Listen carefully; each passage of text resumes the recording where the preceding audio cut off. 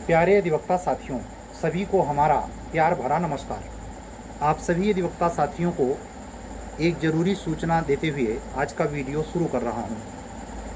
आप लोग आने वाली जूनियर डिवीज़न और यूपी एपीओ के संदर्भ में सिलेबस को लेकर बड़े कसमकस में हैं और ये कसमकस एक प्रकार से कह सकते हैं लगभग साल भर से चल रहा है कि पुराने अधिनियम के साथ नया आएगा या केवल नया आएगा। इसके लिए दो मुश्किल ग्राउंड हैं, लेकिन जो डिपेंडेंसी है आने की वो केवल नए एक्ट की ओर बढ़ती दिखती है। कैसे साबित होगा? आज की डेट पर छत्तीसगढ़ एचजीएस, आज क्या कल की डेट पर, इस समय 1:30 बज रहा है और आज है 6 अगस्त 5 अगस्त की डेट पर छत्तीसगढ़ उच्च न्यायालय ने एचजीएस की वैकेंसी 2024 करके निकाली है। उसमें उन्होंने जो सिलेबस रखा है उसमें से पुरानी सीआरपीसी, पुराना एविडेंस और पुरानी आईपीसी हटा दी है। ऐसा उन्होंने नियमावली में पहले चेंज किया होगा, तब वो कर पाए। ठीक उसी के समानांतर लगभग आज से 20 दिन पहले राजस्थान हाई कोर्ट ने अपनी वैकेंसी निकाली। उन्होंने नियमावली में कोई बदलाव नहीं किया और उनको मजबूरन, चूंकि नियमावली में बदलाव नहीं किया, उन नई संहिताओं को बदलने का नियम नहीं बदला, तो इस समय जो फार्म भरा जा रहा है और 9 अगस्त जिसकी लास्ट डेट है उसमें पुरानी सीआरपीसी, पुरानी आईपीसी और पुराना एविडेंस लागू है। कुछ लोग कयास लगा रहे होंगे कि जैसे उत्तर प्रदेश ने एक बार अपनी नोटिफिकेशन निकाली थी, उसके बाद डेट बढ़ाने के चक्कर में उसको दोबारा नोटिफाइड करते हुए नए नियमावली बदलकर उसमें कर दिया। मुझे तो ऐसा फिलहाल नहीं लगता। ये वैकेंसी जो भी भरी जानी है पुराने सिलेबस पर भरने के आसार दिखाई देते हैं राजस्थान हाई कोर्ट के। तो इससे क्या निष्कर्ष निकलता है? निष्कर्ष ये निकलता है कि दोनों स्टेट, चाहे छत्तीसगढ़ हो, वहाँ कांग्रेस की गवर्नमेंट है। कांग्रेस की सरकार होने के बावजूद वहाँ हाई कोर्ट ने नए लॉ लगाए हैं, जबकि उल्टे इसके राजस्थान में इस समय वर्तमान में बीजेपी की गवर्नमेंट है, लेकिन उसके उल्टे वहाँ कानून नहीं। तो ऐसा भी नहीं अंदाज़ा लगा सकते कि सरकार बीजेपी की हो तो अवश्य ही लागू होगा। ये डिपेंड करता है हाई कोर्ट या लोक सेवा आयोग में बैठे अधिकारियों या उससे संबद्ध विभागीय अधिकारियों के सक्रियता पर और निष्क्रियता पर। अगर वो सक्रिय हैं तो जल्दी से नियमावली, जैसे मैंने क्या कहा कि विधानसभा का सत्र चल रहा है लेकिन कान पे जू ना रेंगती। कमीशन खुद फंसा हुआ है वेटिंग लिस्ट को लेकर के 2 महत्वपूर्ण विवाद में। तो जो स्थिति साफ साफ दिखाई देती है वो ये पूरा मसला के बहाने कोई, मुझे नहीं लगता कि वो विधानसभा में नियमावली को बदलने या नया सिलेबस लगाने के ऊपर कोई मीटिंग उटिंग किए हैं। उनको कोई फर्क नहीं पड़ता। लेकिन बात यहाँ फर्क पड़ने ना पड़ने की नहीं हो रही, बात ये हो रही कि बदलेगा तो नए वाले के साथ आएगा या केवल नया आएगा, पुराने वाले के साथ आएगा, केवल नया आएगा। तो उस स्टेज में अगर छत्तीसगढ़ वाली यानी छत्तीसगढ़ उच्च न्यायालय वाली बात हुई तो निश्चित तौर पर पुरानी लॉ रिपील कर दी जाएगी। आने वाले दिसंबर के बाद, यानी ऐसे कह सकते हैं कि जब राजस्थान जनवरी में आपका एपीओ का प्री ले लेगा, वो भी पुरानी लॉ के आधार पे है। तो एक ऐसा स्टेट राजस्थान जो अभी भी पुराने को प्रेफरेंस दे रहा है, बाकी सारे स्टेट में लगभग बदलाव हैं। यहाँ तक कि क्लियर हो चुका है बिहार जूनियर डिवीज़न और बिहार की एचजीएस जॉब की बार आएगी, उसमें नई लॉ होगी। तो इस बात की संभावना है कि पुरानी लॉ को बिल्कुल जड़ से हटा दे उत्तर प्रदेश लोक सेवा आयोग। डिले करके वैकेंसी आएगी, लेकिन वो पुराने लॉ के आधार पे नहीं, बिल्कुल नए आधार पर। इसके पक्के आसार इसलिए भी बढ़ते चले जा रहे हैं क्योंकि डिले होता चला जा रहा है। इसमें ज़्यादा सार छिपा था। अगर कोई तलछट नहीं होती, कोई व्यवधान नहीं पड़ा होता, कोई बाधा नहीं आई होती, तो संभवतया अब तक दोनों वैकेंसी का फॉर्म आप भर चुके होते। और अगर भर चुके होते तो केवल जूनियर डिवीज़न में सिलेबस का बदलाव आप देखते, जो कि हाई कोर्ट ने ऑलरेडी कर रखा है। लेकिन ध्यान रखिए, जो एक ग्राउंड हम लोग देते हैं कि चूंकि यूपी एचजीएस में दोनों साथ साथ लगा है, इसलिए जूनियर डिवीज़न में लगेगा। उसके 2 वजह हैं ना लगने के, केवल नया लगेगा।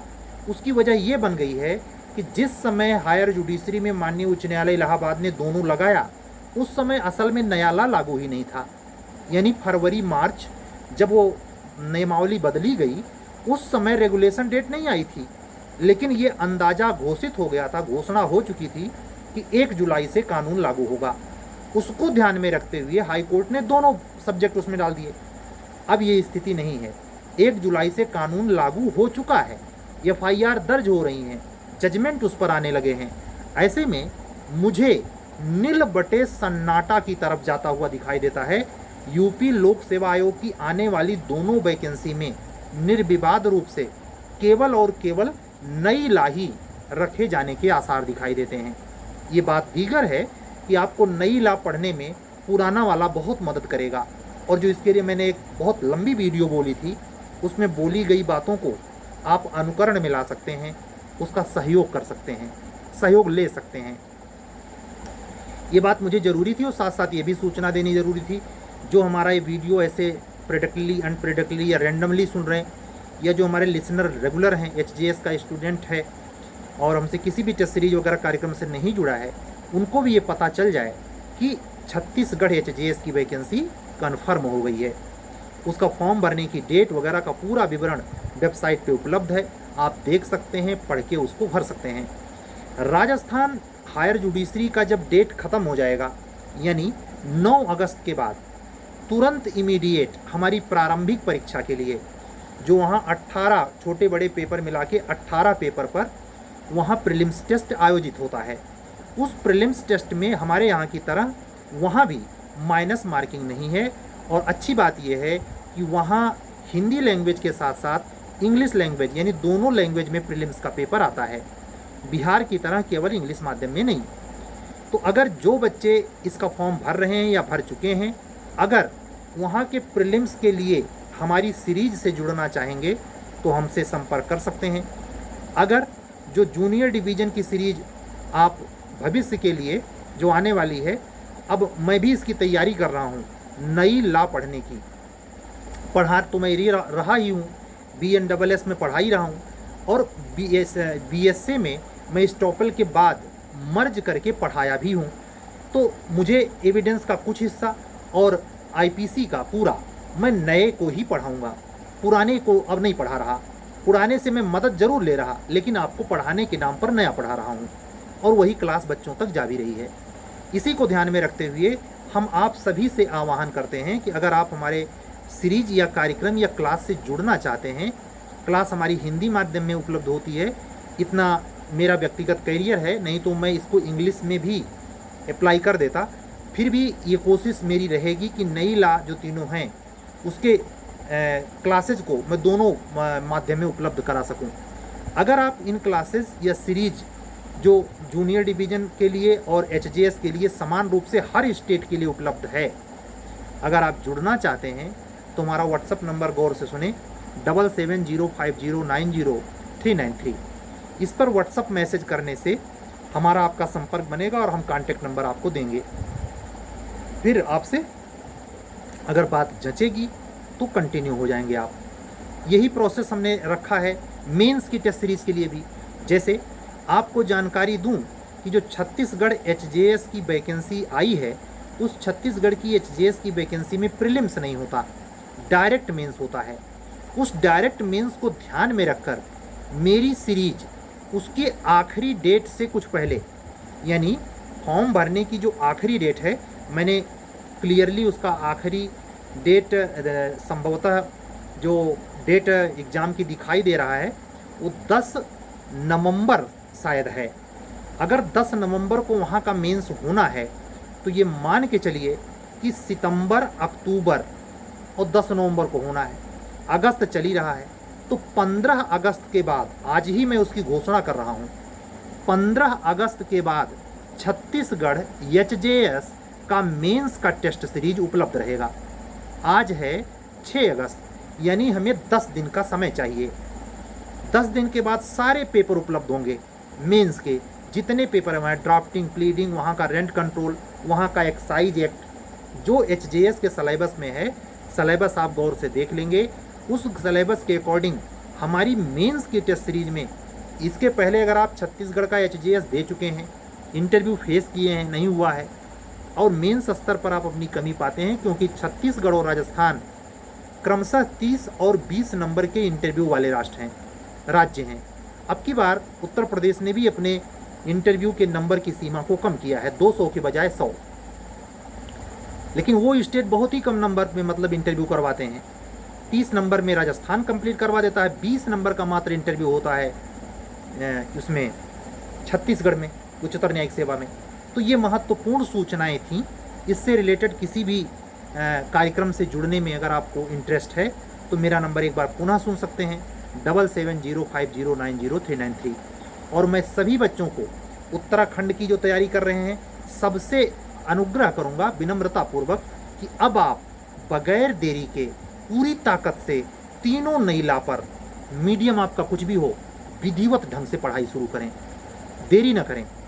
मैं कोशिश करूंगा कि जो तीनों की क्लासेज हिंदी में मैं दे रहा हूं उसकी इंग्लिश की क्लास अलग से, हिंदी का उसमें लेना देना ना हो, हिंदी वाले को अंग्रेजी से प्रॉब्लम ना हो और अंग्रेजी वाले को बेवजह का हिंदी न झेलना पड़े। इसलिए मैं दोनों मकसद, अगर ये पॉसिबल हुआ तो पहले तो पब्लिश करूंगा ऑन मीडिया कम से कम 3-4 क्लास। अगर आपका रिस्पांस अच्छा आता है तो मैं उसको कंटिन्यू भी कर दूंगा, लेकिन सीरीज में कोई संदेह नहीं है, वो कंटिन्यूअस चलेगी, उसमें कोई संदिग्धता नहीं है। प्री और मेंस दोनों एक अच्छी तैयारी करिए, प्री और मेंस तीनों संहिताओं पर तैयार करने के लिए। अब सारे स्टेट और सारे स्टेट के लोक सेवा आयोग और सारे स्टेट की हाई कोर्ट्स सब तैयारी कर रही हैं। नए कानून पर ही आपकी पढ़ाई होनी है, पुराने से मतलब नहीं रह जाएगा। हाई कोर्ट की मजबूरी थी इलाहाबाद की, जो उसने दोनों रखा। राजस्थान हाई कोर्ट में कर्मचारियों और उनके पदाधिकारियों की लाल फीताशाही मानी जाएगी, लेट लतीफ़ी मानी जाएगी कि उन्होंने पुराना ही रखा है, जो कि उचित नहीं है। उचित नहीं है। जब 1 जुलाई से नया कानून लागू हो गया, उसके बाद आप 5 अगस्त को वैकेंसी निकाल रहे हैं, फिर भी आप नहीं बदल पाए हैं, तो इससे आपके भीतर के कार्य प्रणाली के शिथिल होने का प्रमाण मिलता है। हमें उस पर सवालिया निशान नहीं लगाना।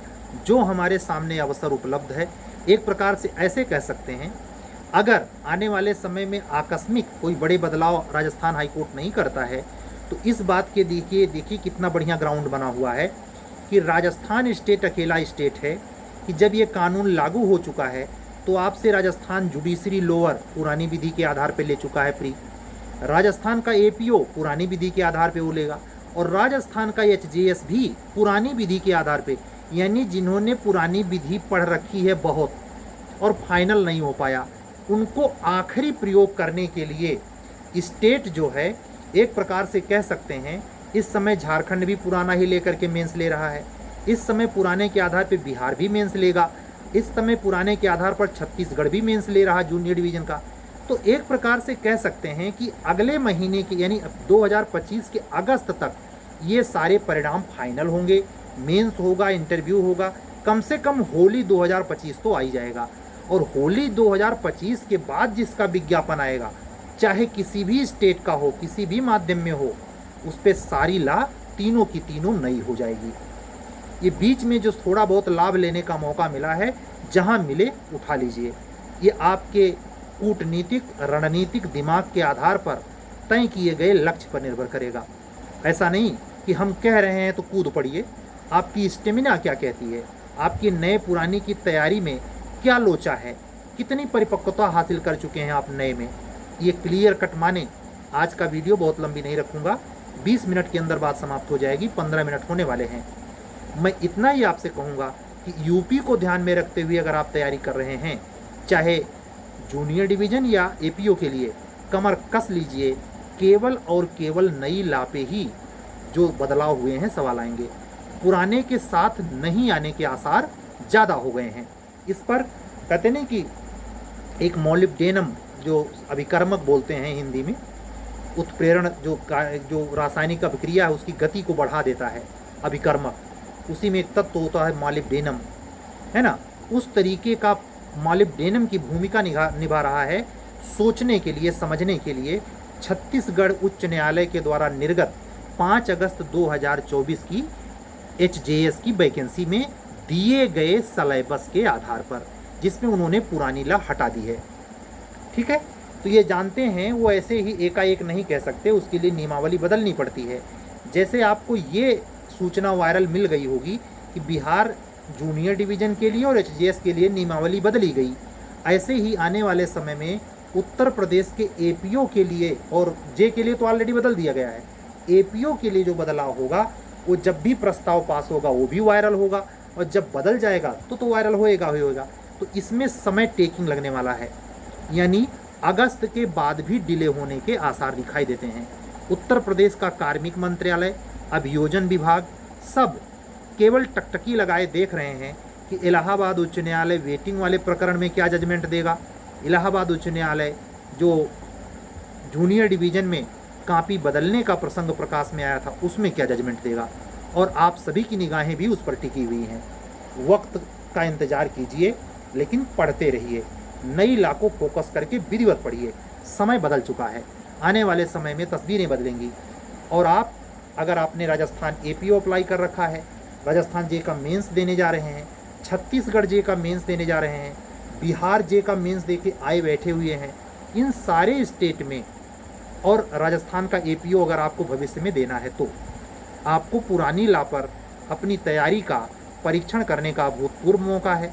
परमात्मा से प्रार्थना है कि आपको अपने पुराने पढ़े हुए अथक परिश्रम का लाभ मिल जाए, और मैं भी कोशिश कर रहा हूँ कि जो नई लॉ है उससे एक तादाद में अपना संबंध अच्छा बनाया जाए और आप लोगों तक पहुँचाया जाए, जिससे आप उसकी प्रशंसा मात्र हम तक ही न करें, अन्य अधिवक्ता साथियों से भी कहें कि गिरी सर नई लॉ को ढंग से पढ़ा रहे हैं, और उनसे जुड़कर हिंदी माध्यम हो या इंग्लिश माध्यम हो, उनकी सीरीज में जो सवाल हैं, अब मैं एकदम डिसाइड कर चुका हूँ कि नई सीरीज जो जूनियर डिवीज़न के प्रति है, नई सीरीज तैयार होगी जिसमें इन प्रश्न पत्रों के नए प्रश्नों के कलेवर में संग्रह होंगे।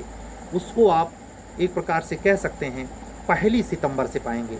जूनियर डिवीज़न के लिए, उत्तर प्रदेश सिविल जज के लिए आप 1 सितंबर से, आपको चूंकि जो झारखंड की जुडिशरी की सीरीज हमारी चल रही है वो 6 सितंबर को समाप्त हो जाएगी।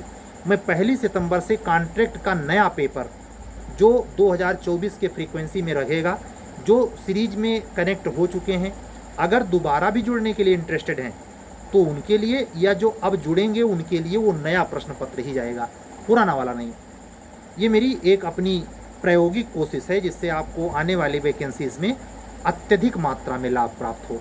ठीक है, इन सब बातों का ख्याल रखें और अपनी सोच में, अपनी मेहनत में उच्चता लाएं। अगर ऐसा करेंगे तो आने वाले समय में सफलता आपके कदम चूमेगी। इसी शुभकामना के साथ आज का वीडियो बंद करता हूं। 72वीं क्लास हमने उत्तर प्रदेश राजस्व संहिता की कंप्लीट कर ली। हम सेक्शन 181 तक पहुंच गए हैं। 234 मुझे पढ़ाना है। विधिवत रेगुलेशन और एक्ट के साथ क्लासेस चल रही हैं।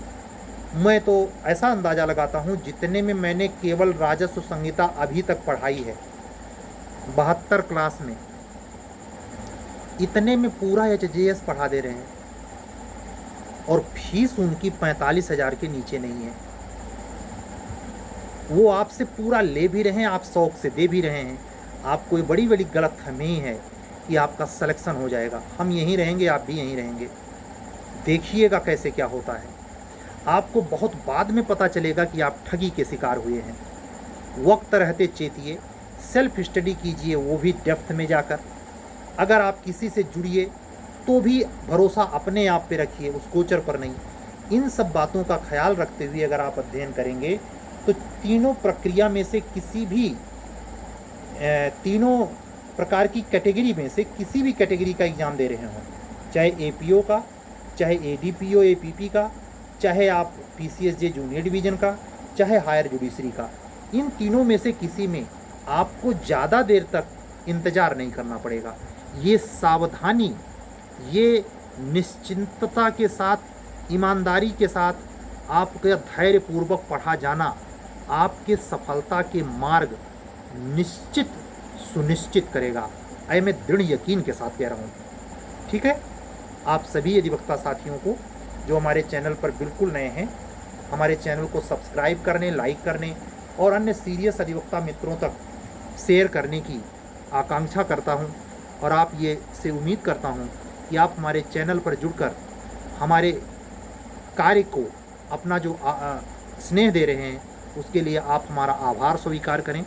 कल हम फिर कंटिन्यू होंगे पक्के वादे के साथ। तब तक के लिए सभी अधिवक्ता बंधुओं और बहनों को जय सिया राम बोलते हुए आज की वाणी को विराम देता हूँ। शुभ रात्रि। सत्यमेव जयते।